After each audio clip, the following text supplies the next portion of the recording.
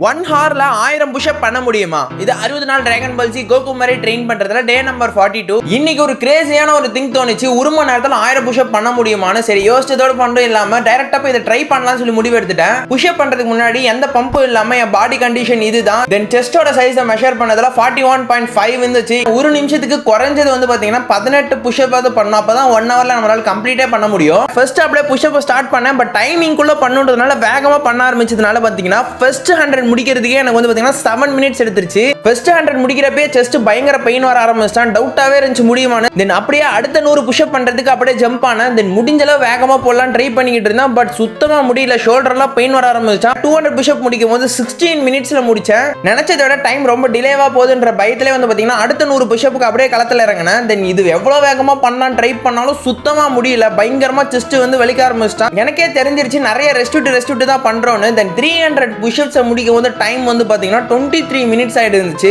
உண்மையா சொல்றேன், லிட்டரலி என்னால கீழ இருந்து மேல எழவே முடியல. 10 தான் கவுண்ட் வச்சு பண்றேன். பட் இருந்தாலும் குறைஞ்ச டைம்ல பண்ண ட்ரை பண்றதுனால ரெஸ்ட் கம்மியா இருக்கறனால சுத்தமா முடியல.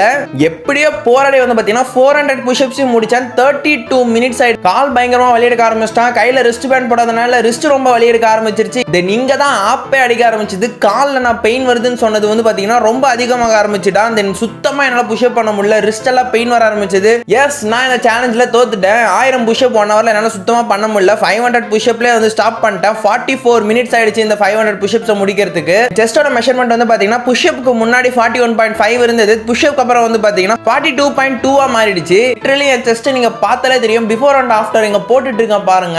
எந்த அளவு டிஃபரெண்ட் இருக்கான்னு. கிட்டத்தட்ட செஸ்டே எனக்கு நம்ம 10 கிலோ எக்ஸ்ட்ரா ஏறின மாதிரி ஒரு ஃபீல். தென் அவ்வளவுதான். டே நம்பர் 42 முடிச்சு டே நம்பர் 43ல பார்க்கலாம். பை.